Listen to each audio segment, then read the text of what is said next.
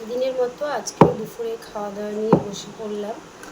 তো সবাই দোলযাত্রা কেমন কাটলো সব বন্ধুদের? আমার তো খুবই খারাপ কাটলো। আজকে 4 দিন জ্বর,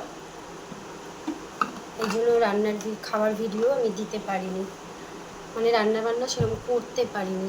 আজকেও তেমন কিছু করিনি। চলো দেখাই কি করেছি। ভাবি আয়।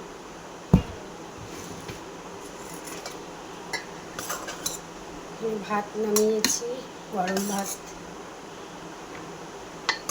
ভাতটা আগে বেড়ে দিয়ে নিই, তারপরে দেখাচ্ছি।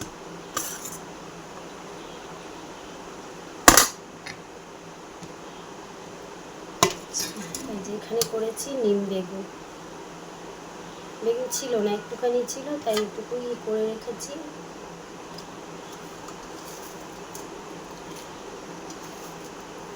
ভেজে আলাদা আলাদা রাখলে কি বেশ মচমচে থাকে।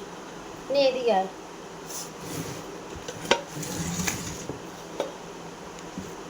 কালকেও কিছুই রান্না করিনি, শুধু ডাল আলু সিদ্ধ। আর এই যে এটা কালকে করেছিলাম সর্ষে দিয়ে টমেটোগুলো একটু কাঁচা টমেটোই একটু পেকে পেকে গেছিলো। এটা কালকে রয়েছে, আজকে খাওয়া হয়ে যাবে।